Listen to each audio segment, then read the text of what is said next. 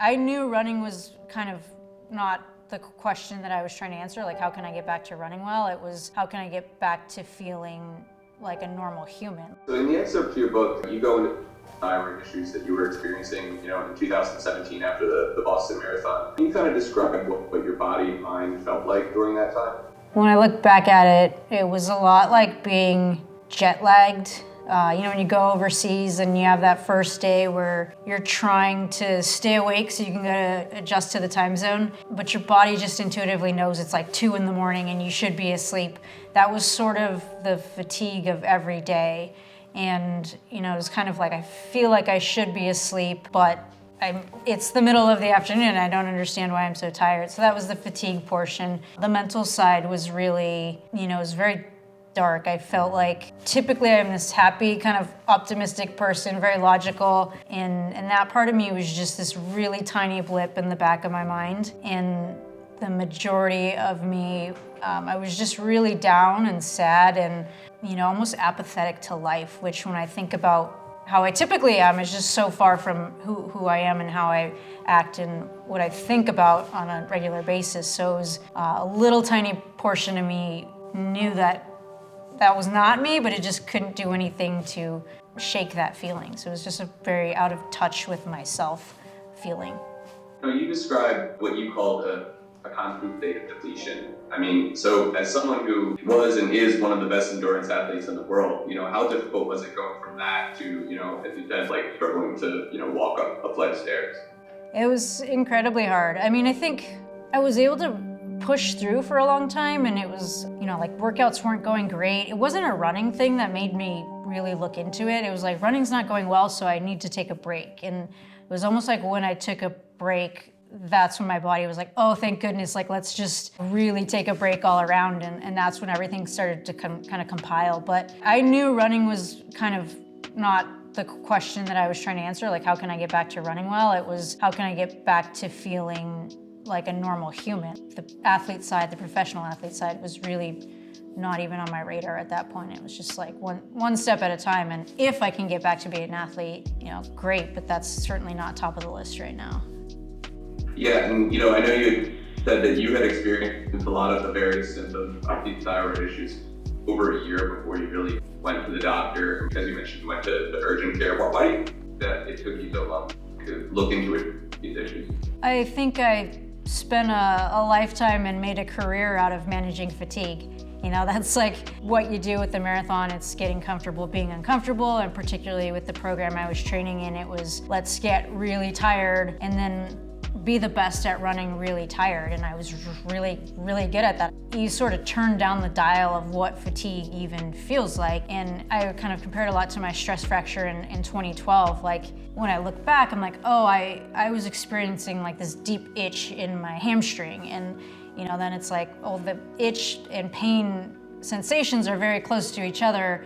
I just perceived it a different way. And so I think in hindsight, I was able to pinpoint all these different things, and now I can use those as telltales moving forward. Like, okay, maybe there's something going on here, but until you have that experience, until I had that experience, it was sort of I didn't know what I didn't know. I looked at Boston 2018 as sort of a stepping stone, and none of the training looked like phenomenal, but I had a lifetime of work in the bank, so I knew I could cover the distance, and there were days where like the effort just felt right, and you'd be like, okay, this is a little sign that maybe there's something further down the line if I keep chipping away at this. But when I lined up in 18, and as I prepared for 18, I always kind of thought of it as like, this is gonna help me get ready for the next one, and then maybe this is like a 2-year comeback or something of that nature. So that was just the mindset going into it. You feel like you can take in a Red Sox game on Saturday or Sunday without losing too much energy ahead of Monday?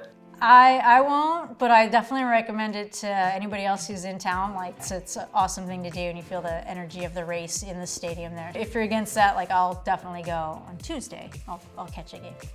Everything's really kind of in that Boylston area, Copley area. You'll have Fan Fest going on, which is awesome, and expo that you can get to. I think Brooks has a Hyperion house. I'll be there Saturday 8 a.m. signing books and hanging out and serving coffee. So there's a ton to do, and You just have to plan your schedule accordingly because you can be on your feet for way too long. So, set yourself a schedule and stick to it and then get off your feet when that time's up.